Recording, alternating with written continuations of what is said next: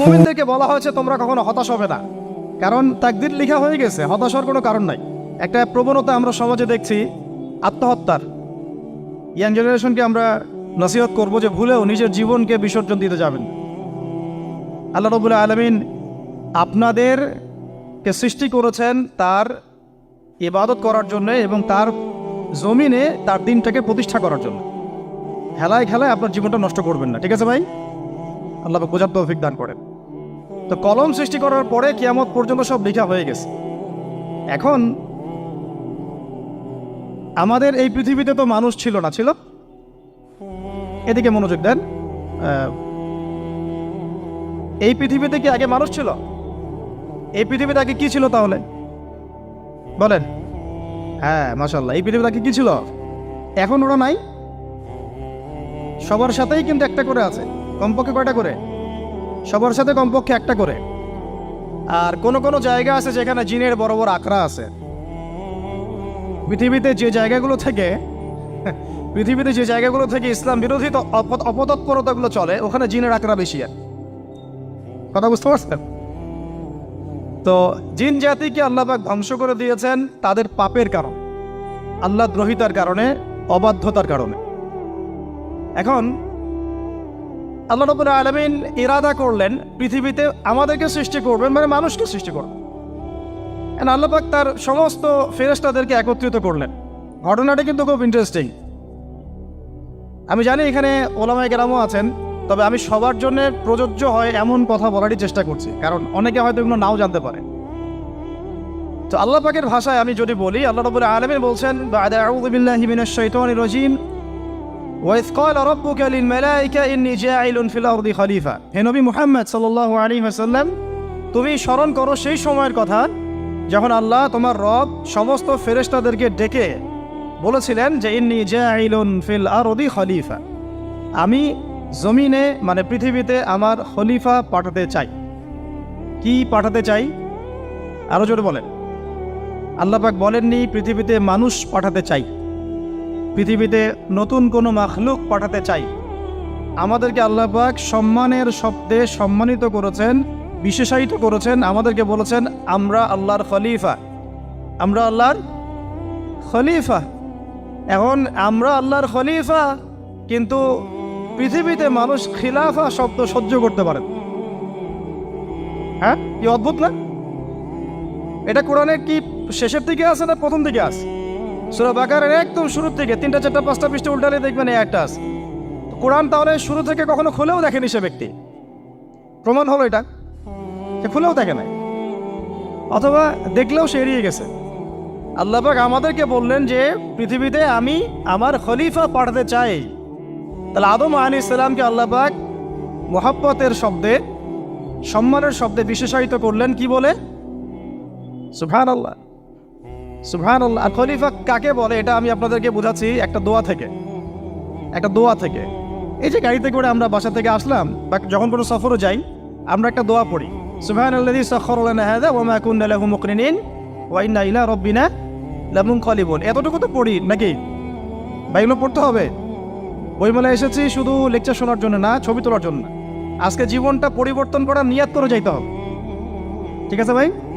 বই প্রকাশ করা, ছাপানো, বিক্রি করা, লেখা, এর চেয়ে বড় কথা আমার জীবনটা ইলমের আলোয় আলোকিত করা। আমি বই লিখলাম ধরেন একটা, আমার মধ্যে সেই আমল নাই, লাভ নাই। লাভ আছে? আমি বই ছাপাইছি 100, 200, 500, 1000, আমি নিজেই আমল করি না, হবে? আগে আমল জরুরি। ইলমের সাথে আমলটা খুব বেশি জরুরি। আলেম তাকেই বলা হয় যে ইলম অনুযায়ী আমল করে। তাহলে আল্লাহ পাক বলেন লিমা তাকুলুনা মা লা তাফআলুন, তোমরা এমন কথা কেন বলো যে আমল নিজেরাই করো না? কাবুরা মাকতান ইনদাল্লাহ আন তাকুলু মা লা তাফআলুন, আল্লাহর কাছে সবচেয়ে গর্হিত একটা অপরাধ তোমরা একটা কথা বলবা কিন্তু আমল করবা না। তো দোয়াটা মুখস্থ করবেন। এই দোয়ার নিচে একটা অংশ আছে, আল্লাহুম্মা আনতা সাহিবু বিস সাফারি। আমার কথাটা শুনেন, খলিফার অর্থটা বুঝেন। অনেকে তো অনেকভাবে ব্যাখ্যা করে আর কি। আল্লাহুম্মা আনতা সাহিবু ফিস সাফারি, আল্লাহ তুমি এই সফরে আমার সাথী। সফরে বের হওয়ার সময় দোয়া পড়ছি আমরা, আল্লাহুম্মা আনতা সাহিবু ফিস সাফারি, আল্লাহ তুমি এই সফরে আমার সাথী। ওয়াল খলিফাতু ফিল আহলি ওয়া মালি, আল্লাহ আমি তো বাসায় নাই, আমার বাসার আহাল মালের খলিফা হচ্ছে তুমি আল্লাহ। তাহলে খলিফা শব্দতে কি বুঝলেন? আল্লাহ আমার বাসার আহাল মালের খলিফা মানে কি? আমার স্থলাভিষিক্ত তুমি আল্লাহ, আমি ওখানে নাই বাসায়, আমি সফরে বের হয়ে গেছে, আমার স্ত্রী, আমার সন্তান, আমার মাল, আমার জান, এগুলোর দায়িত্ব তোমার, তুমি খলিফা। কত চমৎকার দোয়া। তাহলে পৃথিবীতে আমি আমার খলিফা পাঠাতে চাচ্ছি, তার অর্থ কি? আল্লাহ রাব্বুল আলামিন এই পৃথিবীতে আমাদেরকে তার প্রতিনিধি বানিয়েছেন। সুবহানাল্লাহ, সুবহানাল্লাহ। তাহলে আমরা নিজেদের আত্মপরিচয় ভুলে গেলাম যে আমরা আল্লাহর প্রতিনিধি পৃথিবীতে, তাই না? আমরা এখন আব্রাহাম লিঙ্কনের পূজা করতেছি। আব্রাহাম লিঙ্কনের পূজা তো বুঝেন না আপনারা, এটা হচ্ছে ওই যে সোকল ডেমোক্রেসির পূজার। আদতে প্রকৃত গণতন্ত্র বলে কিছু নাই এই বিশ্বের মধ্যে, যা আছে এগুলো তথাকথিত আর কি, স্লোগান জাস্ট, আর কিছু না। এটা যারা চর্চা করে তারাও জানে, আমাদের কাছে তারাই বলে। আদতে এই আপনার কমিউনিজমের কথা বলেন, এই লেনিন স্টেলিনারিজমের কথা বলেন, আপনি মুসলিনের কথা বলেন, চাইনিজ দর্শনের কথা বলেন, রাশিয়ান দর্শনের কথা বলেন, আর এই যে আরেকটা কি চলতেছে সেকুলারিজমের কথা বলেন, ন্যাশনালিজমের কথা বলেন, এগুলো একটা তাত্ত্বিক মতবাদ শুধুমাত্র।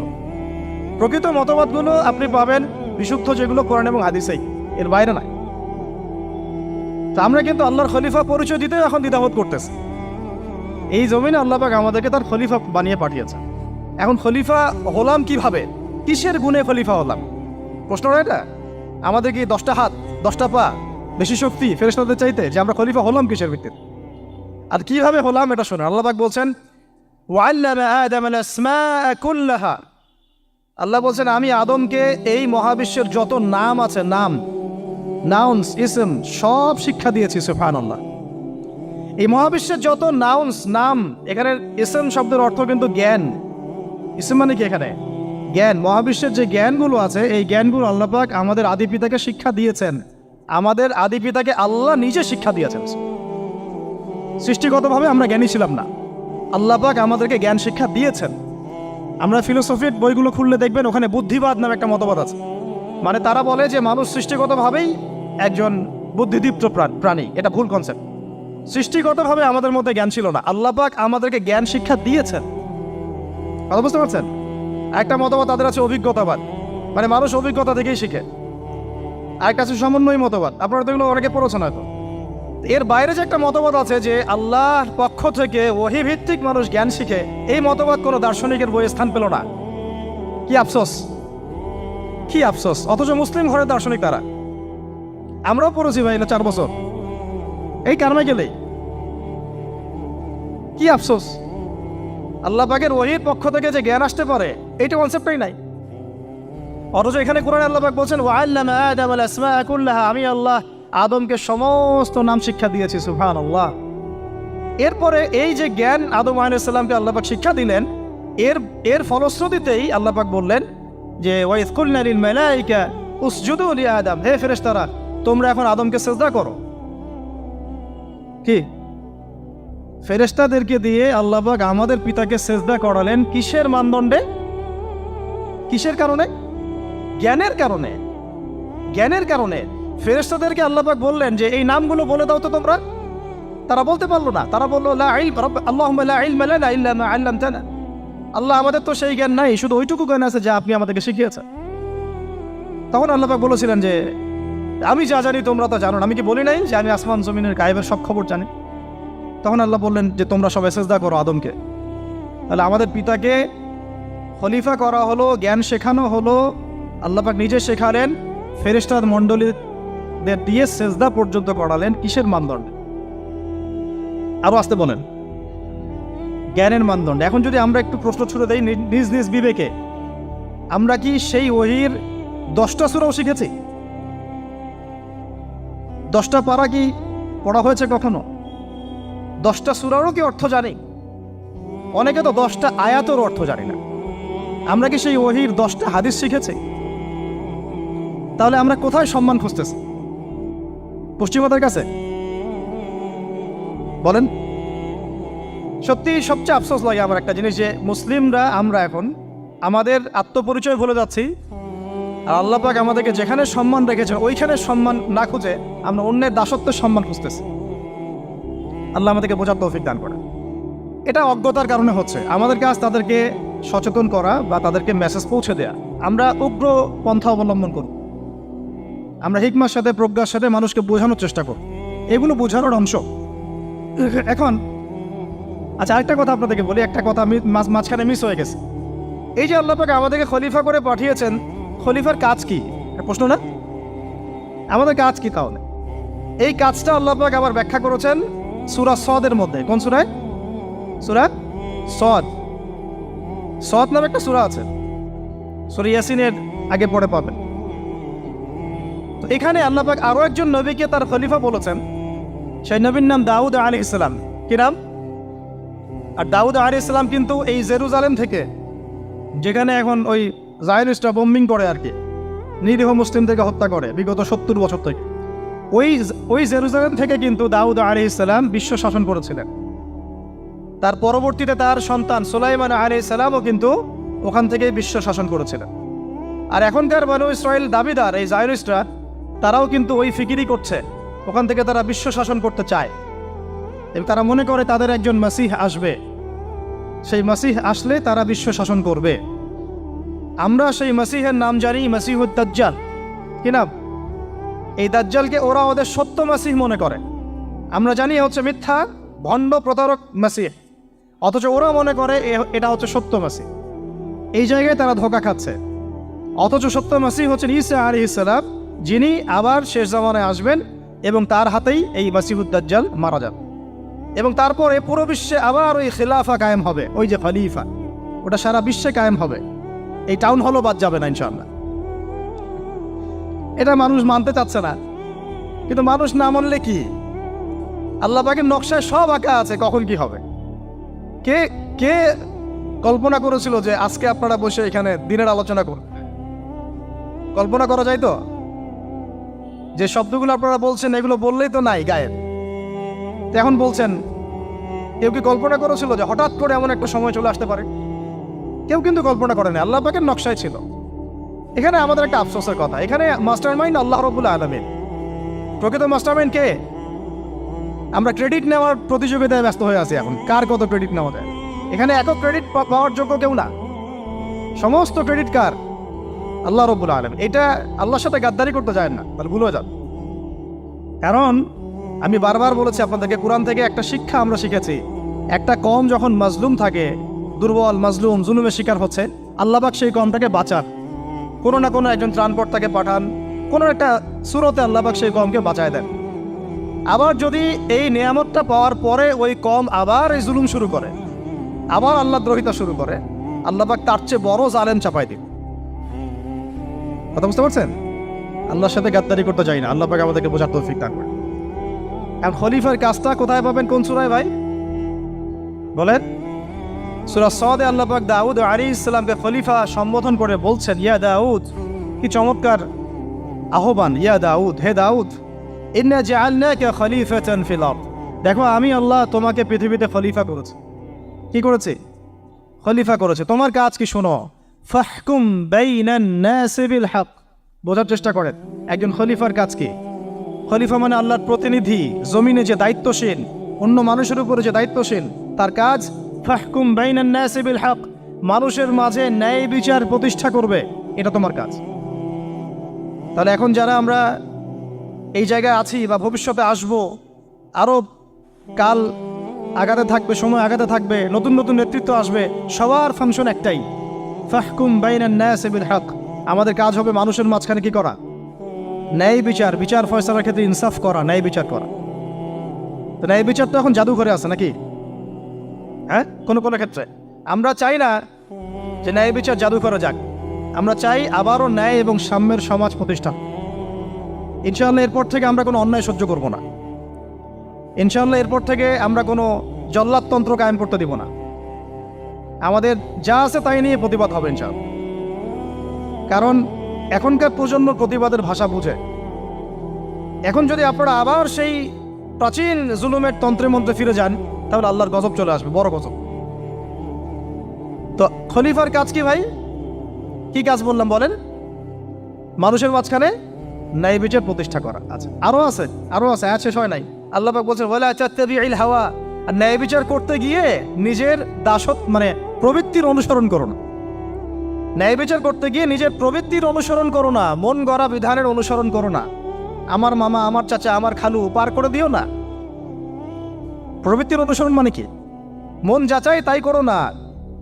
ন্যায় বিচার করতে গিয়ে আল্লাহ পাকের বিধান মেনে চলো।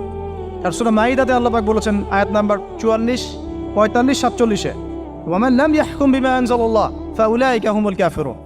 যারা আল্লাহ পাকের হুকুম অনুযায়ী বিচার ফয়সালা করে না তারা কাফির। 45-এ গিয়ে আল্লাহ বলছেন ওয়ামান লাম ইয়াহকুম বিমা আনজালাল্লাহ ফাউলাইকা হুমুল ফাসিকুন। যারা আল্লাহ পাকের বিধান অনুযায়ী বিচার ফয়সালা করে না এরা ফাসিক, পাপাচারী।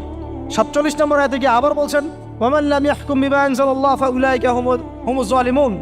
যারা আল্লাহর হুকুম বিধান অনুযায়ী বিচার ফয়সালা করে না এরা জালেম। তো কাফেরও বলেছেন আল্লাহ, ফাসিকও বলেছেন, জালেমও বলেছেন। তাহলে বিচার ফয়সালা করার ক্ষেত্রে আল্লাহ পাকের বিধানকে সর্বোচ্চ অগ্রাধিকার দিতে হবে। নিজের প্রবৃত্তির অনুসরণ করা যাবে না। যদি করে তাহলে কি হবে? ইউদিল্লাকা আন সাবিলিল্লাহ, তাহলে এটা তোমাকে আল্লাহর রাস্তা থেকে সরায় নিয়ে যাবে। এর ফলে কি হবে? জেনে রাখো, ইন্নাল্লাযীনা ইউদিল্লুনা আন সাবিলিল্লাহ লাহুম আযাবুন শাদীদ বিমা নাসু ইয়াউমাল হিসাব। এটা পড়ে দেয়, নিশ্চয়ই যারা আল্লাহ পাকের সরল পথ থেকে বিচ্যুত হয়ে গেছে তাদের জন্যে কাল কিয়ামতের মাঠে আছে আযাবুন শাদীদ। আযাবুন শাদীদ মানে কঠিন কঠিন যন্ত্রণাদায়ক শাস্তি, এই কারণে যে তারা কিয়ামতের দিনটাকে ভুলে গিয়েছে। শাদীদ এর অর্থটা কি এটা বোঝার জন্য আপনাকে সূরা হাদীদ পড়তে হবে। কোন সূরা? আসলে কোরআনের আয়াতগুলো হচ্ছে আকাশের তারার মতো। তারা দেখবেন আকাশের, তারা দেখাও সুন্নত। ইসলাম তো রসকসহীন ধর্ম না রে ভাই, সবকিছুই আছে এখানে। আসলে আমরা জানি না বলে আমরা মনে করি যে এখানে কোনো বিনোদনই নাই, তাই না? এই গান বাজনা না করলে কি হয়? মন শান্তি হয়? এরকম একটা ভাব।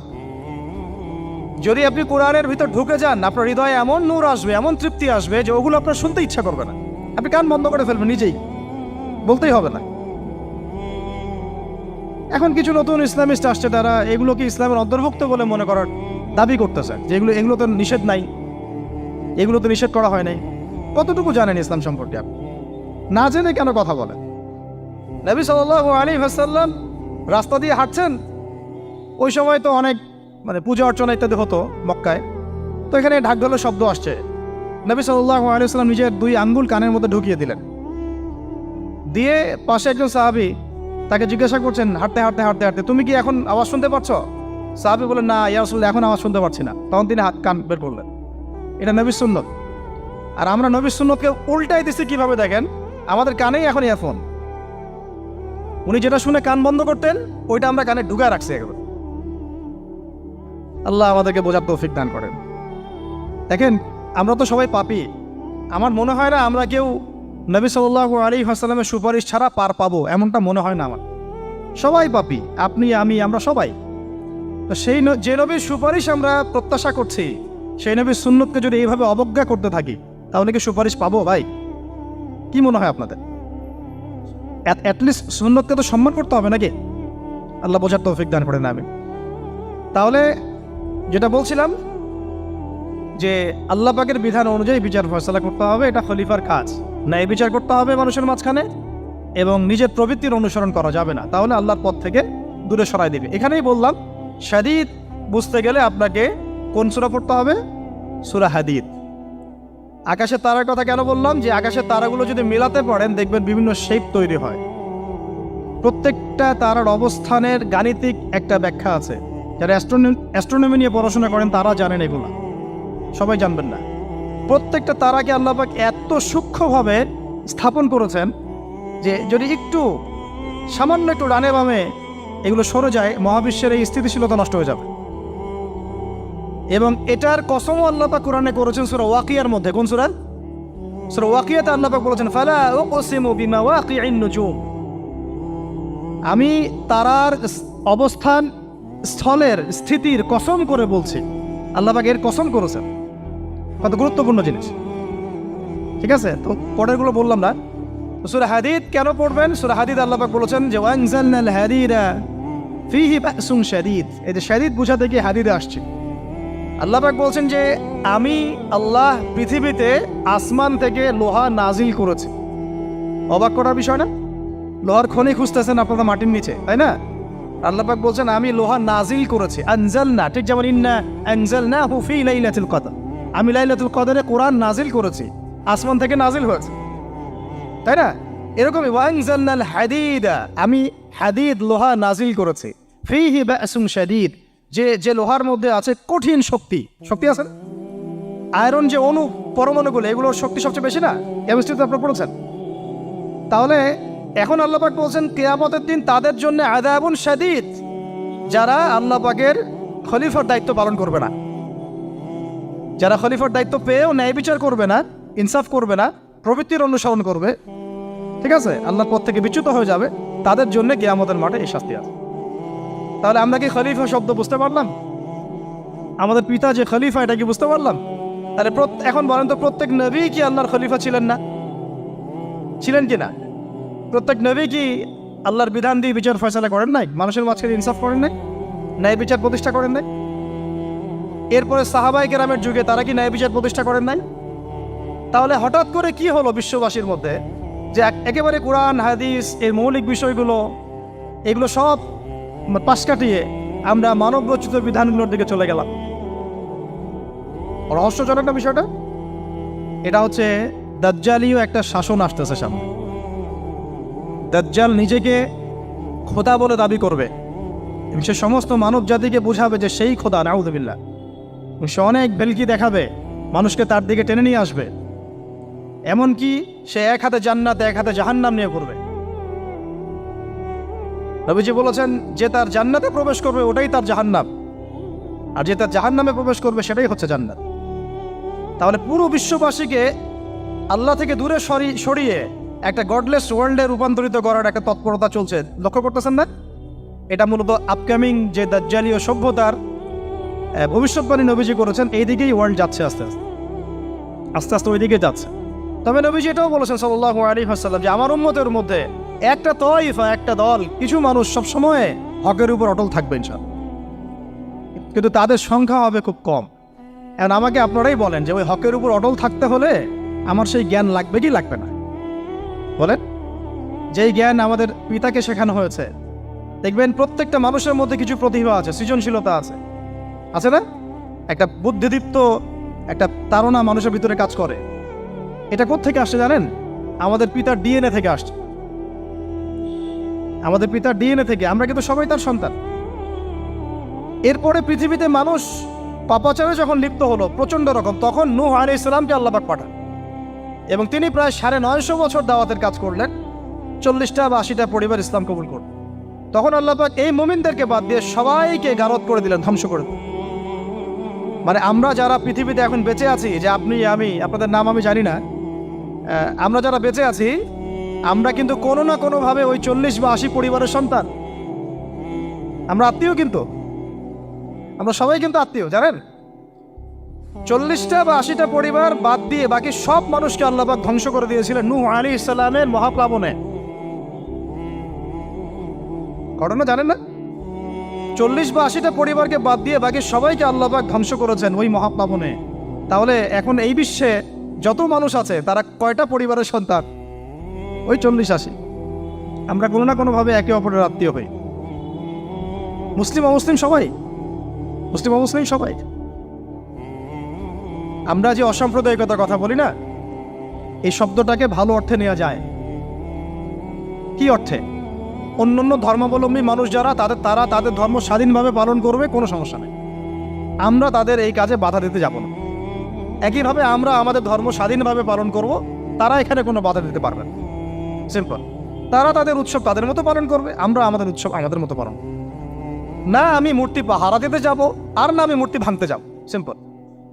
আমি পাহারাও দিতে যাব না, ভাঙতেও যাব না। সিম্পল। আমরা কি কুরবানিতে তাদেরকে বলতে পারবো ভাই আসেন আমার বাসায় দাওয়াত খান? এটা হয় কখনো? লাকুম দীনুকুম ওয়ালিয়া দিন, আপনাদের দিন আপনাদের, আমাদের দিন আমার। সিম্পল। এই অর্থে ঠিক আছে, কিন্তু সব ধর্ম মিলে যে নতুন ধর্ম বানানোর চেষ্টা করা হচ্ছে বাংলাদেশে, এটা ঠিক নাই। এটা শুভঙ্করের ফাঁকি। সব ধর্ম মিলে নতুন ধর্ম করার কোনো সুযোগ নাই। আমরা সবাই এক পরিবারের সন্তান। এখন আমাকে বলেন, নূহ আলাইহিস সালামের একটা ছেলে ছিল, নাম জানেন? কি নাম বলেন? কে? না, মাশাআল্লাহ। কয় ছেলে ছিল তার? হ্যাঁ না, মূলত চারজন সন্তান থেকে বড় বড় চারটা গোত্র সৃষ্টি হয়েছে। শাম এক সন্তানের নাম কি? এটাকে কেন্দ্র করে এই যে সিরিয়ান কন্টিনেন্টে, পুরো প্যালেস্টাইন, সিরিয়ান, অ্যারাবিয়ান কন্টিনেন্টে যত মানুষ তার বংশধর, ঠিক আছে? হাম একটা সন্তানের নাম হাম।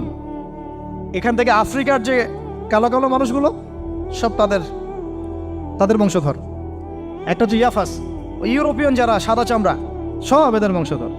আরেকটা যে কেনান। এই ছেলেটা কি বলেছিল? বাবা ডাকছে নৌকায় আসো তাড়াতাড়ি, নৌকায় আসো তাড়াতাড়ি, না হলে আজকে আল্লাহ পাক আযাব দিয়ে ধ্বংস করে দিবে। সে নবীর সন্তান হওয়ার পরেও আল্লাহ প্রদত্ত ওহীর জ্ঞানকে মূল্যায়ন না করার কারণে ধ্বংস হয়ে গেল। আর ওই 40টা বা 80টা পরিবার নাজাত পেল কিভাবে? আল্লাহর পক্ষ থেকে নাজিলকৃত ওহীর জ্ঞানকে প্রাধান্য দিয়ে আনুগত্য করে। তাহলে কোন জ্ঞানকে আমরা প্রাধান্য দিব ভাই? আমি বলছি না যে আমরা দুনিয়াবী জ্ঞানগুলোকে শিখবো না, ওই প্রসঙ্গে আমি একটু পরে আসছি যে আমরা শিখবো এবং কিভাবে শিখবো, কতটুকু শিখবো। আগে এই অংশটুকু শেষ করি। ঠিক একইভাবে আপনারা কি আদ জাতির নাম জানেন? আদ, সামুদ। ওই যে সৌদি আরব এখন যেখানে লাইন বানাচ্ছে, লাইন প্রজেক্ট, ওই আল-ওলা বলে, আল-ওলা লাইন প্রজেক্ট বানাচ্ছে, দেখবেন অনলাইনে। ওই জায়গা দিয়ে নবী সাল্লাল্লাহু আলাইহি ওয়াসাল্লাম তাবুক যুদ্ধের সময় গিয়েছিলেন। যাওয়ার সময় তিনি বলেছিলেন, তোমরা মাথা নিচু করে কান্নাকাটি করতে করতে এখান থেকে অতিক্রম করো। সাহাবীরা মাথার উপর কাপড় দিয়ে কান্নাকাটি করতে করতে জায়গাটা পার করেছেন, কারণ ওই জায়গায় সামুদ জাতি ছিল যাদেরকে ধ্বংস করা হয়েছে। ওটা হচ্ছে এখন পর্যটন স্পট। সুবহানাল্লাহ। তো আদ এবং সামুদ জাতিকে আল্লাহ পাক ধ্বংস করলেন, কিন্তু তাদেরকে করেন নাই যারা ওহীর জ্ঞানকে প্রাধান্য দিয়েছেন। ইব্রাহিম আলাইহিস সালাম কোন জ্ঞানের বদৌলতে আল্লাহকে চিনলেন? মানব রচিত জ্ঞান নাকি আল্লাহর পক্ষ থেকে নাজিলকৃত জ্ঞান? বলেন। মূসা আলাইহিস সালাম কোন জ্ঞানের বদৌলতে ফিরআউনের মতো এই যে কি বলবো প্রতাপশালী একজন শাসকের সামনে দাঁড়িয়ে বুক ফুলিয়ে ইসলামের দাওয়াত দিলেন? কোন জ্ঞানের আলোকে? ওহীর জ্ঞান। আর ওহীর জ্ঞান যখন নাজিল করা হয়েছে তখন তিনি দোয়াটা পড়ছিলেন, রব্বি ইশরাহ লি সাদরি ওয়া ইয়াসসির লি আমরি ওয়াহলুল উকদাতাম মিন লিসানি ইয়াফকাহু কওলি। প্রত্যেক নবী, ইউসুফ আলাইহিস সালাম কারাগারে 12 বছর থেকেছেন। কত বছর? 12 বছর। আমাদের অনেক ভাই এরকম 5 বছর, 7 বছর, 10 বছর, 12 বছর থেকেছে, আছে। এমনও মানুষ আছে, এখন বলা যায় তাই বলি, যে ওই যে একটা শব্দ শুনেছেন আয়না ঘর, ওখানে দীর্ঘদিন ছিল, তারপরে নাই, কোথায় গেছে আল্লাহই ভালো জানে। ইউসুফ আলাইহিস সালামও এরকম কারাগারে ছিলেন। কত বছর? 12 বছর। কিন্তু আল্লাহ পাক তাকে এমন একটা জ্ঞান শিক্ষা দিয়েছিলেন, তিনি স্বপ্নের ব্যাখ্যা বলতে পারতেন, যে কোনো স্বপ্নের। রাজা স্বপ্ন দেখলেন যে 7টা গাভী, জীর্ণ শীর্ণ গাভী, মোটা তাজা গাভীকে খেয়ে ফেলছে, স্বপ্নের ব্যাখ্যা কেউ দিতে পারে না। কিন্তু ওই জেলখানায় 2জন ছাড়া পাওয়া মানুষ, ছাড়া পাইছে 2জন আর কি, 2জনের মধ্যে একজন বেঁচে আছে, একজন নাই। মানে 2জন বসে বসে ইউসুফ আলাইহিস সালামকে বলছিলেন যে আমরা একটা স্বপ্ন দেখলাম যে আমার মাথায় রুটি আছে, পাখি এসে রুটি খেয়ে ফেলছে। আর আমি স্বপ্ন দেখলাম যে আমি শরাব পান করাচ্ছি, ব্যাখ্যা কি ইউসুফ? তোমাকে সত্যবাদী বলে জানি। ইউসুফ আলাইহিস সালাম বললেন, তোমার মাথায় রুটি যেটা খেয়ে নিচ্ছে তার মানে তোমাকে শুলদণ্ড দেওয়া হবে, আর তুমি যে পানি পান করাচ্ছ তার মানে তুমি নাজাত পাবে, ছাড়া পাবে। হলেও তাই। আর যে নাজাত পাবে তাকে ইউসুফ আলাইহিস সালাম বলে দিলেন যে তুমি রাজদরবারে গিয়ে আমার কথা বলো, আমার কথা আলোচনা করো। তো সে ভুলে গিয়েছিল। পরে যখন এই স্বপ্নটা দেখলো বাদশা, তখন বাদশা সবাইকে ডাকলো, ডেকে বললো যে এই গাভীর স্বপ্নের ব্যাখ্যা কি? তখন এই ব্যক্তির মনে পড়ছে, আর ইউসুফ তো ব্যাখ্যা দিতে পারে। সে গিয়ে ইউসুফ আলাইহিস সালামকে ডেকে নিয়ে আসতেছে যে এই রাজা স্বপ্ন দেখছে, ব্যাখ্যা কি? স্বপ্ন কিন্তু আপনার কাছে শুনে একটা স্বাভাবিক মনে হচ্ছে, আরে গাভীর আবার স্বপ্নের কি ব্যাখ্যা? তখন ইউসুফ আলাইহিস সালাম ব্যাখ্যা দিলেন যে 7 বছর ফসল ফলবে আপনাদের এলাকায়, তারপরের 7 বছর হবে দুর্ভিক্ষের সময়। কিসের সাথে কিসের ব্যাখ্যা? এই জ্ঞান কে শিখালেন তাকে? এই ইন্টারপ্রিটেশনের জ্ঞান কে শিখালেন? তাহলে জ্ঞানের মূল উৎস কে? আমার কথা বলার উদ্দেশ্য কি বুঝতে পারছেন? যত জ্ঞান তার মূল উৎস কে? স্বপ্ন একটা জ্ঞান, যদি সেটা সত্য হয়। আর জেনে রাখবেন, কিয়ামতের আগে আগে মুমিনদের স্বপ্ন বেশি বেশি সত্য হবে। ঠিক আছে? মূসা আলাইহিস সালামকেও সেই আল্লাহই জ্ঞান শিক্ষা দিলেন। ঈসা আলাইহিস সালাম এই কুষ্ঠরোগীর গায়ে হাত বুলালে ভালো হয়ে যায়। হ্যাঁ, অন্ধ ব্যক্তির মানে চোখে হাত বোলালে ভালো হয়ে যায়। এমনকি মৃত ব্যক্তিকে তিনি বলছেন কুম বিইজনিল্লাহ, আল্লাহর হুকুমে দাঁড়িয়ে যাও, দাঁড়িয়ে গেল। এই জ্ঞান কে দিয়েছেন তাকে? দাউদ এবং সুলাইমান আলাইহিস সালাম এই যে পশু পাখির ভাষা বোঝেন, সুলাইমান আলাইহিস সালাম পিঁপড়ার ভাষাও বোঝেন। আপনাদের সায়েন্স কি পিঁপড়ার ভাষা বোঝে? হ্যাঁ, আমরা তো এখন সায়েন্সকে সব কিছুর মানদণ্ড মনে করি, তাই না? সায়েন্স যদি বলে হ্যাঁ তাহলে হ্যাঁ, না বললে না। মানে এমন একটা ভাব, দেখেন সায়েন্সকে আমরা ইলাহ বানাইছি, ইলাহ, উপাস্য। সায়েন্স যদি বলে যে পৃথিবী থেকে অমুক অমুক কোটি কোটি আলোকবর্ষ দূরে একটা গ্রহের সন্ধান পাওয়া গেছে, নাম দিল ধরেন যে আলফা এক্স ওয়াই জেড কিছু একটা, ওখানে হুড়পড়ি আছে, হ্যাঁ ওখানে দুধের সাগর আছে, মধুর সাগর আছে, তো মানুষ তখন বিশ্বাস করা শুরু করবে হ্যাঁ হ্যাঁ তাই তো, তাই থাকতেই পারে। নাসা বলেছে না হয়ে পারে, নাসা মন্তব্য করেছে না হয়ে পারে। ওরকম যদি বলে অনেক দূরে একটা আগুনের একটা বিশাল ইয়া পাওয়া গেছে, গ্রহ পাওয়া গেছে, ওখানে আযাব দেওয়া হয়, শাস্তি দেওয়া হয়, ওখানে অন্য মাখলুক আছে, ওদের ভাষায় এলিয়েন আর কি, মানুষ বিশ্বাস করে। এটা আল্লাহ পাক কোরআনে বলছেন যে সুলাইমান আলাইহিস সালাম পিঁপড়ার ভাষাও বুঝতেন, ওই কথা বিশ্বাস করতে চাচ্ছে না। সুলাইমান আলাইহিস সালাম বাতাসে ফ্লাই করতে পারতেন, এটা বুঝতে পারতেছে না, বিশ্বাস করে না। তাহলে ওই প্রযুক্তি না থাকলে এয়ারক্রাফট কিভাবে আবিষ্কার করলেন? যে প্রযুক্তিগুলো পৃথিবীতে চলে গেছে ইতিমধ্যে, ওগুলো ভবিষ্যতেও আসতে পারে। যেমন একটা প্রযুক্তির কথা বলি, সুলাইমান আলাইহিস সালাম বসে আছেন, একজনকে বললেন না সাবার রানী বিলকিসের সিংহাসন কে নিয়ে আসতে পারবে? একজন বললো যে আপনি উঠে দাঁড়াইতে যতক্ষণ সময় লাগে এর মধ্যে নিয়ে আসুন। উনি বললেন যে হবে না, এটাতে হবে না, তুমি স্লো, তুমি 3G 4G না, এত স্লো স্পিডে আমার হবে না। এই কথা বলেন নাই, মজা করলাম আর কি। আমাদের ইউটিউবাররা আবার এই অংশ কাট করে আবার প্রচার করে দিতে পারে। দেখেন কিসের সাথে কি ব্যাখ্যা করলো। কোরআনকে 3Gর সাথে তুলনা করলেন আবু তহাদ না, ব্যাস কাম সারা দেশে ওইটাই ইস্যু তখন। মহা মুসিবত, মানে বাঙালি জাতির মধ্যে দিন প্রচার করা। আমাদের সালাফদের ভাগ্য ভালো যে তারা আগেই, মানে এই প্রযুক্তি আসার আগেই দুনিয়া থেকে তারা চলে গেছে। মুশকিল না, যত ইস্যু এগুলোর কারণেই সৃষ্টি হয়। তো যাই হোক, প্রসঙ্গে আসি, কোথায় ছিলাম ভাই, যে কথা হারায় ফেললাম। হ্যাঁ, আরেকজন বললেন যে না, আপনি চোখের পলক ফেলতে যতক্ষণ লাগে এর মধ্যে দেখবেন সিংহাসন সামনে। সুবহানাল্লাহ, কি প্রযুক্তি বলেন! এই প্রযুক্তির সামনে কি বিশ্ববাসী যেতে পেরেছে? দেখেন সুলাইমান আলাইহিস সালামের বাতাসে ফ্লাই করাটা কিন্তু এখন পৃথিবীতে খুব কমন হয়ে গেছে। আমরা সবাই ফ্লাই করতেছি বাতাসে, তাই না? যদি আপকামিং কোনো সময় আপনি দেখেন যে এইরকম চোখের পলকেই একটা বস্তু আরেকটা জায়গা থেকে এক জায়গায় চলে আসতেছে, আমি অবাক হব না ইনশাআল্লাহ। কারণ কোরআনে অতীতে এই ঘটনার দলিল আছে। বুঝাতে পারতেছি না? এক কথায় সমস্ত জ্ঞানের মূল উৎসকে। এরপরে আসেন, অত আর লম্বা করছি না, আমাদের নবী মুহাম্মদ সাল্লাল্লাহু আলাইহি ওয়াসাল্লাম আসেন, আমরা তো তার উম্মত। 23 বছরে, একটু মনোযোগ দেন, এটা আলোচনার লাস্ট পার্ট, ঠিক আছে? 23 বছরে তিনি পুরো জাহেলিয়াতকে পরিবর্তন করে দিয়েছেন। কত বছরে? 23 বছর। আপনারা কি জানেন যে আইয়ামে জাহিলিয়াতে আসলে কি কি সমস্যা ছিল? কেন ওই যুগটাকে আমরা জাহিলিয়াত বলি? বেসিক্যালি 5-6টা সমস্যা ছিল। কয়টা? 5-6টা। 1 নম্বর শিরক। 1 নম্বর কি? আমার সাথে বলেন। শিরক আমাদের ওয়ার্ল্ডে নাই, এটা তো গ্লোবাল শিরক চলতেছে এখন। শুধু ধর্মীয় শিরক চলতেছে না, কিন্তু এখন শিরক হচ্ছে পলিটিক্সে, শিরক হচ্ছে ইকোনমিক্সে, শিরক এডুকেশনেও আছে, শিরক কালচারের মধ্যেও আছে। কথাগুলো বুঝতে হবে একটু গভীরভাবে। তখন সমস্যা ছিল রিবা, সুদ। এখন নাই। রিবা ছাড়া কোনো সিস্টেম আছে এখন ওয়ার্ল্ডে? আমি গতকালকে একটা হাদিস মোতালা করছিলাম সুদ সংক্রান্ত। নবীজি বলেছেন সাল্লাল্লাহু আলাইহি ওয়াসাল্লাম যে একটা যুগ আসবে সামনে, সুদবিহীন কোনো মানুষই চলতে পারবে না। যে চলতে চাইবে তার গায়েও সুদের ছিটা ফোটা গিয়ে লাগবে। আসে নাই সেই যুগ? সুবহানাল্লাহ, কিভাবে তিনি এত স্পেসিফিকলি কথাগুলো বলতে পারেন? নিশ্চয়ই তিনি এমন একজন সত্তার কাছ থেকে জ্ঞান পেয়েছেন যিনি সব জানেন, অতীত বর্তমান ভবিষ্যৎ, তাই না? এমনকি নবীজি বলেছেন ইমামুল মাহদির সময় যে 10 জন ঘোড়সাওয়ার বের হবে এবং তারা গিয়ে খোঁজ নিতে যাবে যে দাজ্জাল বের হয়েছে কিনা, নবীজি বলছেন আমি সেই 10 জনের নামও জানি, তাদের বাবার নামও জানি। সুবহানাল্লাহ, সুবহানাল্লাহ। কিয়ামতের মাঠে আলী রাদিয়াল্লাহু আনহু, আবু বকর রাদিয়াল্লাহু আনহু, ওমর, উসমান রাদিয়াল্লাহু আনহুম আজমাইন, তাদের হিসাবটা কেমন হবে ওইটাও নবী সাল্লাল্লাহু আলাইহি ওয়াসাল্লাম আগেই বলে দিয়েছে।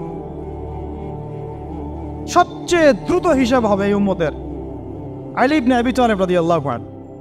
যাবেন, বেরোবেন, শেষ। কি মানুষ, তার জীবনীটা পড়ে দেখবেন। আমি শেষের দিকে বলে দিব আপনাদেরকে আজকে, এবং এটা রেকর্ডেড থাকবে, ইনশাল্লাহ অনলাইনে দিয়ে দিব, যে আপনারা কোন কোন সাবজেক্টের বই কিনবেন।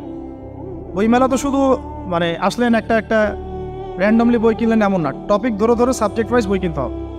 ঠিক আছে ভাই?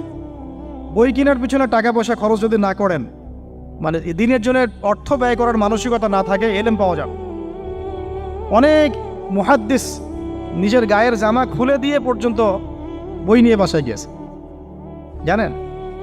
তাদের সমস্ত সম্পত্তি বিক্রি করে দিয়েছেন বই কেনার জন্য। আজকে সকালে আমাদের এক ভাই মজাকারা করছিলেন যে আমারই এক ওস্তাদ, বাংলাদেশের অনেক বরেণ্য একজন আলেমে দিন, প্রবীণ আলেমে দিন, তার কথা আলোচনা হচ্ছিল যে তিনি কিতাব পড়তে পড়তে পড়তে হঠাৎ একটা কিতাব তিনি খুঁজে পাচ্ছেন না। তো ছাত্রদেরকে পাঠালেন যে খুঁজে নিয়ে আসো তো, কোথায় আছে, কেউ খুঁজে পায় না। তিনি নাকি ওযু করে এসে নামাজ, 2 রাকাত নামাজ পড়ে বাচ্চার মতো হাউমাউ করে কান্নাকাটি শুরু করলেন, আল্লাহ আমার সেই কিতাব কোথায় গেল, আমার কিতাবটা এনে দেন। তলাবুল ইলম কাকে বলে দেখেন, ইলমের তালেব, ইলমের ছাত্র কাকে বলে? এই যে ইলমের ছাত্র, আমরা কি ছাত্র হইতে পারছি? একটা বইয়ের দাম যদি দেখি 100 টাকা, বাস আমাদের গায়ে লাগে। 100 টাকা দিয়ে তো আপনার গার্লফ্রেন্ডকে নিয়ে বসতে গায়ে লাগে না, বসলে তো 500 টাকা চলে যায়। আর এখনকার মেয়েরা তো খায়ও বেশি ডেটিংয়ের সময়, আনকি, তাই না? অনেকে দেখা যায় যে এটাকেই প্রফেশন বানায় ফেলছে না।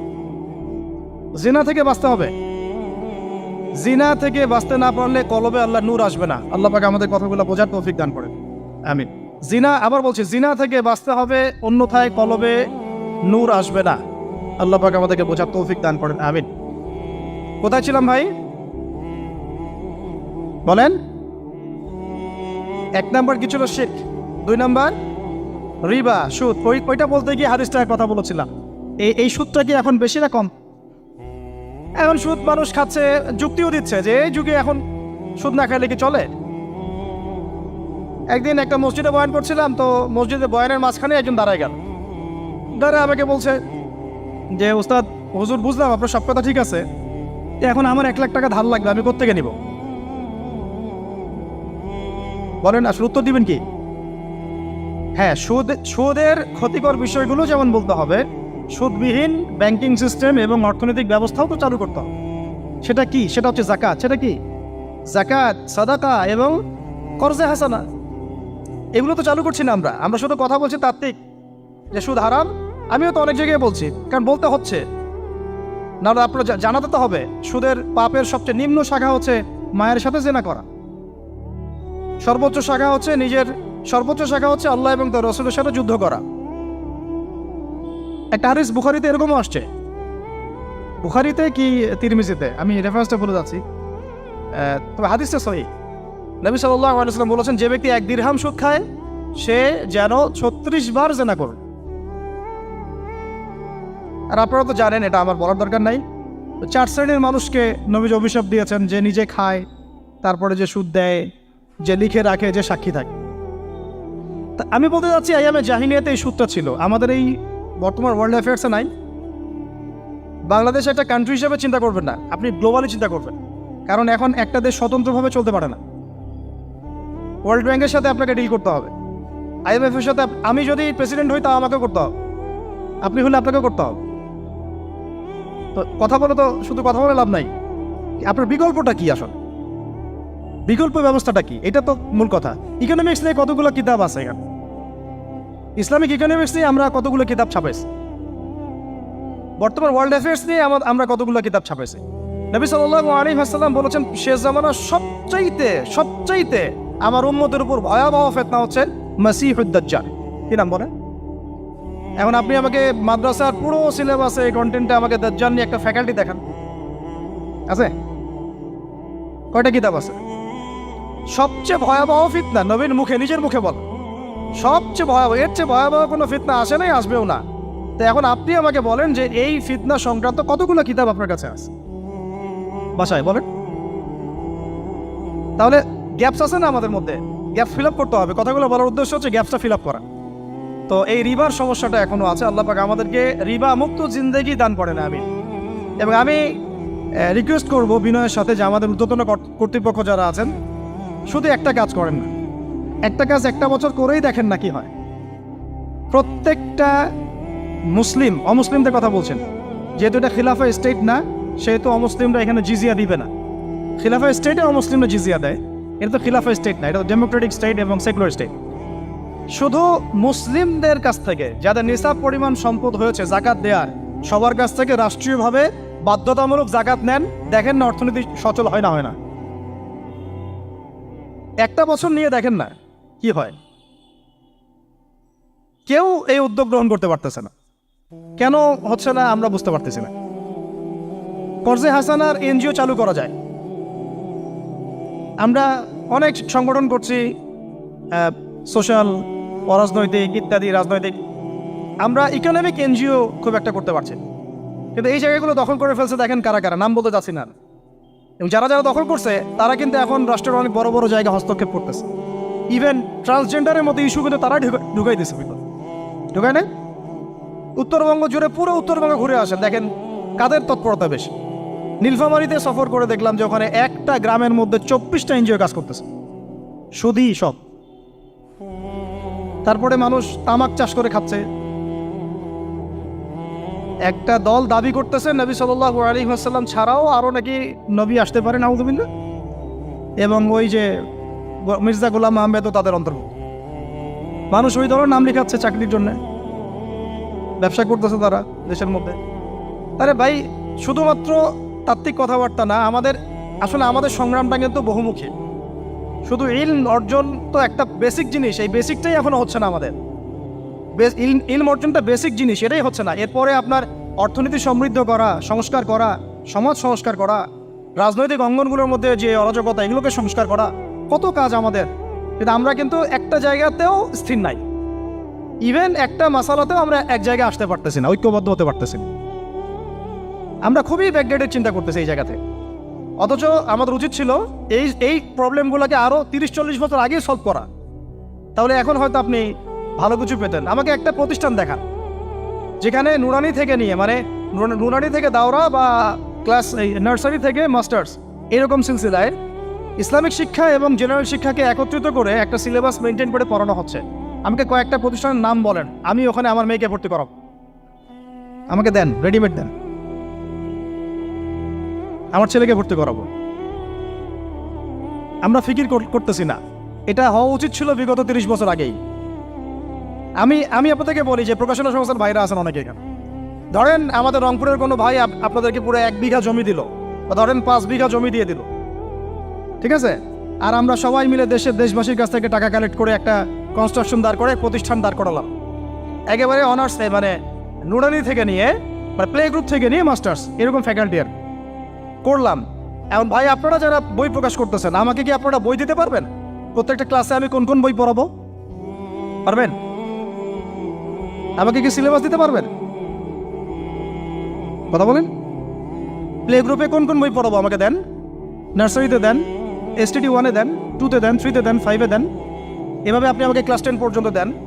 তারপরে কি আপনি আমাকে অনার্স, মাস্টার্স, এই ফ্যাকাল্টিগুলো আলাদা আলাদা, এগুলো কি ইউনিভার্সিটি আদলে আপনি কি আমাকে সাজা দিতে পারবেন? আমরা জায়গা দিব, টাকা দিব, প্রতিষ্ঠান করে দিব। প্রকাশনা সংস্থা থেকে কি আমরা এতটুকু পেতে পারি? তাহলে কাজের ক্ষেত্র আসলে কোনগুলা? আজকে আদনান ভাইয়ের একটা বই নিয়ে পড়তেছেন, কালকে অমুক ওস্তাদের একটা বই নিয়ে পড়তেছেন, আজকে এইটা, কালকে সেইটা। কনস্ট্রাকটিভ পড়াশোনাটা কোথায়? ধরেন এই যে আমাদের এক ভাই, পরিচিত ভাই, ওই ভাই যদি বলে যে আমি ভাই একসময় দিনের পথে ছিলাম না, এখন ইসলামের পথে আসছি, তো আমি এখন আলেম হইতে চাই। কি হইতে চাই? আলেম হইতে চাই, কিন্তু আমার মাদ্রাসায় পড়ার কোনো সুব্যবস্থা নাই। আচ্ছা, এখন কি তাকে আমরা 5 বছর বা 10 বছরের মধ্যে আলেমের সমপর্যায়ে নিয়ে যেতে কি পারবো? সেই সিলেবাস কি আমার কাছে আছে? বলেন। অথচ বিশ্বাস করেন, আরবি ভাষা না জানলে কেউ কোরআন জানতে পারবেই না। আমি এখন এটা শক্ত করে বলি যে কোরআন শেখা যেমন ফরজ, আরবি ভাষাটা শিক্ষা করাও ওয়াজিব। এখন আমাদের 80% জেনারেল শিক্ষিত ছেলেপেলে কিভাবে আরবি শিখবে? কিভাবে তারা আকীদা শিখবে? কিভাবে তারা কোরআনের তাজবিদ শিখবে, তাদাব্বুর শিখবে, তাফসির শিখবে, হাদিসের এরাব দেওয়া শিখবে, এবারত পড়া শিখবে, কিভাবে তারা নাহু সরফের জ্ঞান অর্জন করবে, কিভাবে তারা উসুলের জ্ঞান অর্জন করবে, কিভাবেই বা তারা বড় বড় ধরেন ফেকা শাস্ত্রের জ্ঞান, তারপরে এদিকে উসুলে হাদিসের জ্ঞান, তাফসিরের জ্ঞান, আরও বড় বড় ফ্যাকাল্টিগুলো, কিভাবে তারা বড় পর্যায়ের আলেম হবে আমাকে বলেন। প্রোডাক্ট দেন, প্রোডাক্ট, এবং এমন এমন আলেমের প্রোডাক্ট যে আলেমরা সারা ওয়ার্ল্ডকে ডিল করতে পারে, মানে ইন্টারন্যাশনাল স্কলার। এখান থেকে যাবে ইউকেতে গিয়ে দাওয়াতি কাজ করে আসবে, অস্ট্রেলিয়ায় গিয়ে দাওয়াতি কাজ করে আসবে, মালয়েশিয়ায় গিয়ে দাওয়াতি কাজ করে আসবে, আন্তর্জাতিক মানের আলেম আমরা কি জেনারেল শিক্ষিত ব্যাকগ্রাউন্ড থেকে তৈরি করতে পারবো? পারছি কি? আর আপনারা আমাকে বলেন তো ভাই, যে কত পার্সেন্ট মানুষ জেনারেল শিক্ষিত আর কত পার্সেন্ট মানুষ মাদ্রাসায় শিক্ষিত? কাদের পরিসংখ্যানটা বেশি? তারা কি, তাদের কোনো অবদান রাখার কোনো সুযোগ নাই? এখন যদি এই ক্লাসিক্যাল পড়াশোনা না হয়, ইলমের এই গভীরতায় না যায় এবং বড় বড় ওলামায়ে কেরামদের সোহবতে তারা না আসে, তাহলে কিভাবে তারা বিশুদ্ধ ইসলাম শিখবে আর প্রচার করবে আর প্রতিষ্ঠা করবে? তো প্রশ্ন কিছু করে গেলাম। আজকে প্রশ্নগুলো রেখে যাচ্ছে এই কারণে, যেগুলো নিয়ে আপনারা ভাববেন যে আপনারা আমাকে একটা ইসলামিক ইউনিভার্সিটি করার মতো বইপত্র আমাকে বানায় দেন না। দায়িত্ব নেন কেউ, আপনারা সবাই মিলে দায়িত্ব নেন। আমি এখানে একটা স্কুল আছে আমাদের ছোট্ট, তহাজিন নুরাইন ইসলামিক স্কুল। এই স্কুল আমরা করেছি প্লে, নার্সারি, কেজি 1, 2, 3, 4, 5 এতটুকু। ট্রাইলিঙ্গুয়াল, মানে বাংলা মিডিয়াম, আর Bangla medium English version, medium না ইংলিশ ভার্সন, আর অ্যারাবিক।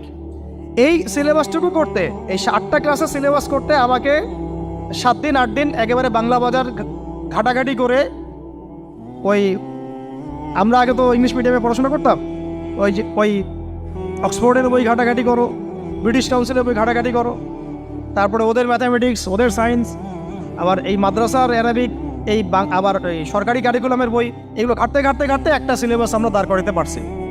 মাত্র 5টা ক্লাস পড়তে পারবে। এরপরে এটা করতে গিয়ে যে দেখলাম যে আসলে এগুলোর যে এত ঘাটতি আছে বাজারে, রেডিমেড কোনো প্রোডাক্ট এগুলোর নাই। ঘুরে ফিরে কি সেই আমরা একই জিনিসই চর্চা করতে থাকবো, নাকি আমরা একটু বহির্বিশ্বে যেভাবে দিন প্রচার হচ্ছে এই মান দিতে পারি? এটা আমাদের উচিত না করার কাজটা? হ্যাঁ, এটা তো আমাদের হাতে রাষ্ট্রীয় ক্ষমতা নাই, থাকলে না হয় উপরের লেভেল থেকে এগুলো করা যায় খুব সহজ। বরং উপরের লেভেলে যারা আছেন তারা তো আরও ট্রান্সজেন্ডার ঢুকাচ্ছেন, আপনারা তো এলজিবিটি ঢুকাচ্ছেন। তাহলে এই কাজগুলো কাদের করতে হবে? তাহলে বেসরকারিভাবে করতে হবে।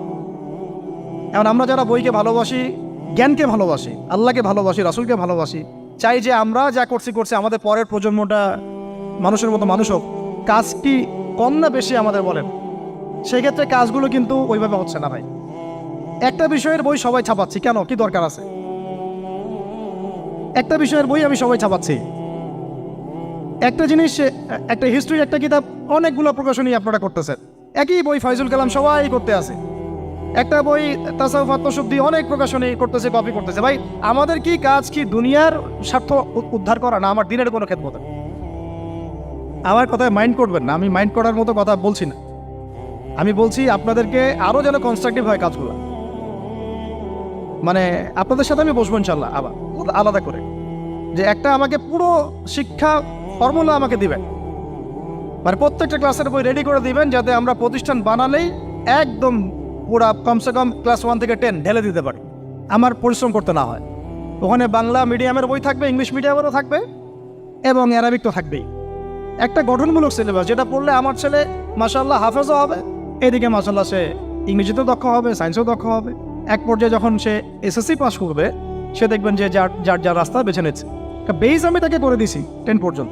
এখন সে ডক্টর হোক আর ইঞ্জিনিয়ার হোক, আর না হয় যদি আল্লাহর খলিফাই হয়, কোনো সমস্যা নেই। সমস্যা আছে? এটা দরকার ছিল ভাই, আরও 30 বছর আগেই দরকার ছিল। আমরা যেটা পাই নাই, এটা আমাদের আফসোস। আর এই জেনারেল ব্যাকগ্রাউন্ড থেকে এইরকম জায়গায় উঠে এসে এই যে এগুলো কথাগুলো বলা বা এই কাজগুলো করা, এগুলো সবাইকে হয়তো আল্লাহ পাক এভাবে কবুল নাও করতে পারে। এর পিছনে অনেক গল্প থাকে, অনেক হিস্ট্রি, অনেক ত্যাগ, অনেক আত্মত্যাগ, এগুলো সবাই হতে পারবে না। কিছু মানুষ বের হয়ে আসছে, ডক্টর জাকির নাইক তো সবাই হতে পারে নাই, পারছে?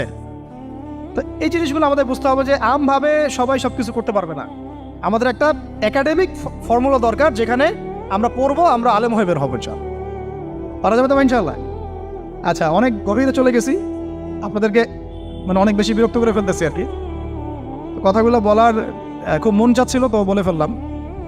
আর আমরা চাচ্ছি কথাগুলো সবার কাছে পৌঁছাক, যাতে করে অন্তত বিভাগীয় শহরগুলা, অন্তত ঢাকা, রংপুর, রাজশাহী, মানে বড় বড় শহর আমাদের চট্টগ্রাম, কক্সবাজার ইত্যাদি ইত্যাদি বড় বড় শহরগুলোতে যদি একটা করে এরকম একটা করে প্রতিষ্ঠান থাকে, যেখানে আপনি পুরো জেনারেল শিক্ষা এবং ইসলামী শিক্ষা দুটোকে সমন্বয় করে এবং এই মানে দ্বিমুখী শিক্ষার মেরুকরণটাকে দূর করে একটা কনস্ট্রাকটিভ সিলেবাস দিতে পারেন, দেখবেন আজকে না হোক, আজকে থেকে 10 থেকে 15 বছর পরে আমাদের ছেলে মেয়েদের একটা প্রজন্ম আসবে, দেখবেন ইনশাআল্লাহ ওরা আমাদের চেয়ে অনেক ডিনামাইট হবে। এই যে আজকে অনেকগুলো আয়াত বললাম, অনেকে হয়তো জানেন না বা পড়েন নাই, ওরা বলতেই বুঝে ফেলবে কোন সূরায় আছে। হবে না? সম্ভব। আর যদি না করতে পারি তাহলে ঘুরে ফিরে ওই একই অবস্থা। ওইটা দিয়ে হবে না ভাই। এই মানে ইসলাম বিষয়টা কি, এটা এমন না যে কিছু অংশ নিলাম কিছু অংশ নিব না, এটা এমন না। নিলে ভাই নেওয়ার মতো নেওয়া লাগে। উদখুলু ফিস-সিলমি কাফা, একেবারে পরিপূর্ণরূপে দিনে প্রবেশ করে সিরিয়াসলি নেন। চান্স তো একটাই। আল্লাহ পাক আমাদের কথাগুলো বোঝার তৌফিক দান করুন। আর আমাদের সন্তানদের সাথে তো আমরা এটা হতে দিতে পারি না। আমরা না হয় অনেক সময় নষ্ট করে ফেলছি। আমরা এই টাউন হলে বসে চা খাইছি, আড্ডা মারছি একসময়, স্কুলে পড়ার সময়, কলেজে পড়ার সময়।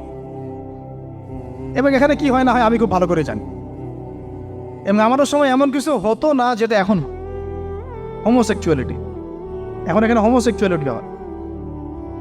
তাহলে বলেন এগুলো আমাদের জিম্মেদারি না? আচ্ছা, রংপুরে, অন্তত রংপুরের শহরে এইরকম উদ্যোগ নিতে পারবেন কারা কারা? হাত তুলেন দেয়। আমি যে কথাগুলো বললাম, কার কার সাহস আছে? এগুলো তাত্ত্বিক কথা বলে চলে গেলে কাজ হবে না। বইমেলা একবার হয়েছে, এরপরের বইমেলা না হয় আপনাদের প্রতিষ্ঠানের ক্যাম্পাসে করবেন, সমস্যা কি? রংপুরে অন্তত পক্ষে এরকম একটা ক্যাম্পাস গড়ে তোলেন। যার যা আছে তাই নিয়ে নামেন। কারো অর্থ থাকলে, কারো জমি থাকলে, কারো বুদ্ধি থাকলে, কারো প্রকাশনা সংস্থা থাকলে, কারো টিচার প্যানেল থাকলে আসেন, রংপুরে একটা কিছু করে দেখাই। আর সবাই যদি তাকায় থাকি একজনের দিকে যে আদনান ভাই করবে, অমুক ভাই করবে, তমুক ভাই করবে, তারা তো হলো না। কারণ আমরা তো কারো উপর নবী হয়ে আসি নাই। সবাই মিলে হাত লাগালে তখন কাজ করা যাবে ইনশাআল্লাহ। এমন এই প্রতিষ্ঠানগুলোর দরকার আছে না নাই? এর গুরুত্বটা বোঝার যোগ্যতা আল্লাহ পাক আপনাদেরকে দান করেন, দোয়া করি আমি। তো ভাই আর লম্বা করতেছি না, আমি শেষের অংশটুকু বলে শেষ করে দিচ্ছি যে এই সুদ আর শিরক যেমন ওই সময় ছিল এখনও আছে। আর ওই আইয়ামে জাহিলিয়াতের সেই সুদ আপনি দেখলেন, এখন শিরক দেখলেন, মাদক আছে না নাই? আইয়ামে জাহিলিয়াতের মাদক, আইয়ামে জাহিলিয়াতের এই নারী জাতির অবমাননা আছে না সমাজে? নাই? ব্যাখ্যা করতে যাচ্ছি না, আপনারা জানেন সব। আর আইয়ামে জাহিলিয়াতে ছিল একটা গোত্রীয় হানাহানি, দ্বন্দ্ব, মারামারি, এখন সমাজে নাই? এটাই তো চলতেছে এখন সমাজে। তো এখন এই জাহেলিয়াতের সমাজটাকে মাত্র 23 বছরের মধ্যে আমাদের নবীজি চেঞ্জ করে দিয়েছে। কত বছর? এখন আপনারা আমাকে বলেন তো যে তিনি কি কোনো জাদু করছেন? তিনি কি কোনো জাদু দেখাইছেন সমাজে এসে? মানুষকে মারছেন? মানুষকে কি তিনি মানে কঠোর ছিলেন? তিনি, তার কাছে আল্লাহর ফেরেশতা আসতো, তিনি কি সেই শক্তি কাজে লাগায় একদম সমাজের মানুষকে জোর করে ইসলাম কবুল করাইছেন? তিনি কি করছেন 23 বছরে? এটা বলেই শেষ করে দিব। তবে তার আগে শুধু এতটুকু বলবো, 23 বছর পরের মক্কাটাকে একটু দেখেন। 23 বছরের পরের মক্কাটাকে একটু দেখেন। ওই মক্কাতে কি কোনো শিরক আছে? হ্যাঁ, 23 বছর পরের মক্কা, ওখানে কি কোনো শিরক আছে? ওখানে কি কোনো সুদ আছে? কোনো মাদক আছে? বলেন, কোনো নারীর অবমাননা আছে? কোনো গোত্রীয় হানাহানি আছে? তার 23 বছরের মধ্যে পুরো সমাজটাই চেঞ্জ করলেন কিভাবে? জাদু তো করেন নাই, মানুষকে তো অত্যাচার করেন নাই, কটু কথাও বলেন নাই, এমনকি তিনি কারো গায়ে হাতও তোলেন নাই, তাই না? একটা কাজই তিনি করেছেন, সেটা হলো এই যে কোরআন এবং সুন্নাহর যে জ্ঞান, এই ওহীর জ্ঞানটাকে তিনি সবার মাঝখানে ছড়াই দিয়েছেন। এই তো কাজ। তারপরে সেই জ্ঞান যখন মানুষ শিখেছে, তার উপরে আমল করেছে, এবং সেই জ্ঞান এর উৎস আল্লাহ রাব্বুল আলামিন, তার কাছে আত্মসমর্পণ করেছে, নবীর কাছ থেকে আত্মশুদ্ধি অর্জন করেছে, এবং হালাল খেয়েছে, পরিবার গঠন করেছে, প্রজন্মকে তৈরি করেছে, সৎ কাজে আদেশ করেছেন, অসৎ কাজে নিষেধ করেছেন, প্রয়োজনে কখনো হিজরত করেছেন, কখনো মার খেয়েছেন, কখনো সবর করেছেন, কখনো বা জিহাদও করেছেন। এভাবে আস্তে আস্তে পুরো আরবের মধ্যে দিনটা প্রতিষ্ঠা হয়ে গেল। তাহলে মূল উৎসটা কি ছিল? জ্ঞান। মূল উৎসটা কি ছিল বলেন? জ্ঞান। আর এই জ্ঞানটার চর্চায় আমাদের সবাইকে করতে হবে। আল্লাহ পাক আমাদেরকে তৌফিক দান করে দেন। এর চর্চা করতে গেলে আমাদের সমাজে এখন দুইটা রাস্তা, এর বাইরে আপনি কোনো রাস্তা দেখবেন না, হয় মাদ্রাসা ব্যাকগ্রাউন্ড অথবা জেনারেল ব্যাকগ্রাউন্ড, এই তো। সমন্বিত কোনো প্রচেষ্টা খুব বেশি দেখা যাচ্ছে না। আজকে আমার কথা বলার মধ্যে একটা অন্যতম একটা গুরুত্বপূর্ণ পার্ট হচ্ছে সমন্বিত প্রচেষ্টা এখন থেকে নেওয়া উচিত। এতে আপনারা এগ্রি করেন না করেন না? যদি এগ্রি করেন তাহলে প্রত্যেকটা জায়গায় এরকম কিছু কিছু প্রতিষ্ঠান গড়ে তোলার চেষ্টা করেন। ইনশাআল্লাহ আজকে না হোক, আজকে থেকে 10-15 বছর পরে ফলাফল পাওয়া যাবে। ঠিক আছে ভাই? আল্লাহ পাক আমাদেরকে বোঝার তৌফিক দান করেন। শেষ করার আগে খালি কয়েকটা সাবজেক্ট বলবো। এখন যারা জেনারেল স্টুডেন্ট, আপনাদের তো মাদ্রাসায় যাওয়ার কোনো সুযোগ নাই, বা গেলেও আপনারা একাডেমিক্যালি পড়তে পারেন না। তাই আমি কয়েকটা সাবজেক্ট বলে দিচ্ছি, এই সাবজেক্টগুলো ধরে ধরে বই কিনবেন এই বইমেলা থেকে। ঠিক আছে? অন্তত প্রত্যেকটা সাবজেক্টের একটা করে বই কিনবেন। রাজি আছেন? রাজি নাই? অন্তত প্রত্যেকটা সাবজেক্টের একটা করে বই কিনবেন। সাবজেক্ট 1 নাম্বার হচ্ছে আল কোরআন। 1 নাম্বার কি? আপনাকে কোরআন তেলাওয়াত করা শিখতে হবে। কোরআন তেলাওয়াত শেখার কি বই আছে খুঁজে বের করেন। আর এটা একা শিখতে পারবেন না, এটা নিয়ে গিয়ে কোনো ওস্তাদের কাছে বসে পড়তে হবে। এটা খুব খেয়াল রাখবেন আপনারা, একা একা বই পড়ে কখনো আলেম হয়ে যাওয়া যাবে না, বরং তখন বিভ্রান্ত হওয়ার সুযোগ বেশি থাকে। বই থাকবে, এটা আপনার গাইডেন্স, কিন্তু আপনার একজন মুরব্বী আলেম লাগবে। যে কোনো কাজ মুরব্বীদের সাথে মশওয়ারা না করে করলেই সমস্যা। কারণ আমরা তো দিন সম্পর্কে তেমন কিছু জানিই না রে ভাই। সমুদ্রে ডুব দিলে বুঝবেন যে গভীরতা কত বেশি। এখন আমরা ডুবই দেই নাই, এই জন্য মনে হয় যে আমি সবই জানি। ঠিক আছে? ডুব না দিলে আমার কাছে মনে হয় যে আমি তো সবই জানি। ডুব দিলে বুঝবেন যে আপনি কিছুই জানেন না, আমি কিছুই জানি না। 1 নাম্বার সাবজেক্ট ভাই কোরআনের তেলাওয়াত শিখতে হবে। রাজি আছেন তো ইনশাল্লাহ? তাহলে এই বইগুলো কিনেন। 2 নাম্বার হচ্ছে এই কোরআনের মানে ব্যাকরণ শেখার বইগুলো কিনবেন। কোরআনের ব্যাকরণ শেখার আরবি ভাষা সাহিত্যের বই কিছু কিনবেন।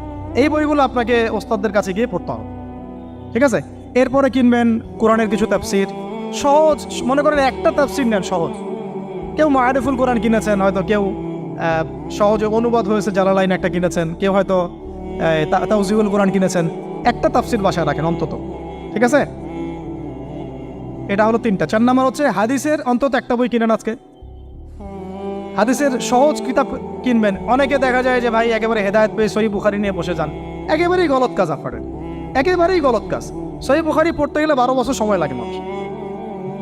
ওই লেভেলে যাইতে একটা মানুষের 12 বছর সময় লাগে। ওটা সবার প্রথমে ওটা খুললে তো আপনি হাদিস বুঝবেনই না। মনে হবে যে হাদিস কোরআনের সাথে সাংঘর্ষিক, এরকম মনে হবে। সহজ থেকে 1 লাফে কি আমরা ক্লাস 10-এ যাই? আগে তো ক্লাস 1-এ ভর্তি হয়েছেন, তাহলে হাদিসের শাস্ত্রে আসছেন, আগে বুখারী ধরতে গেলেন কেন? সবার আগে আপনি মৌলিক কিছু হাদিসে আরবাইন কিনেন, ফয়জুল কালাম কিনেন, আস্তে আস্তে আপনি বুলুগুল মারামে যান, রিয়াদুস সালিহিনে যান, মিশকাতে যান, আস্তে আস্তে আপনি তিরমিজি নাসাই করতে করতে সহিহ বুখারীতে যাবেন, সমস্যা নাই। ঠিক আছে? হাদিস আরেকটা বললাম, কটা হলো? 4টা-5টা। হ্যাঁ, আগে বল কি? কোরআন, আরবি ভাষা সাহিত্য, তারপরে তাফসীর আর হাদিস। 4টা বলেছে। 5 নাম্বার হচ্ছে সিরাত। 5 নাম্বার কি? নবীর জীবনী যে পড়ে নাই সে নবীকে চিনে না। নবীর জীবনী না পড়লে না কোরআন বুঝতে পারবে না আর হাদিস বুঝতে পারবে। তো নবীর জীবনের অন্তত একটা বই কিনে যান এখান থেকে, অন্তত একটা। 60টা কি 70টা নবীর জীবনী আছে এই বইমেলাগুলোতে, খুলে দেখেন। আমার কাছে সবগুলোই আছে।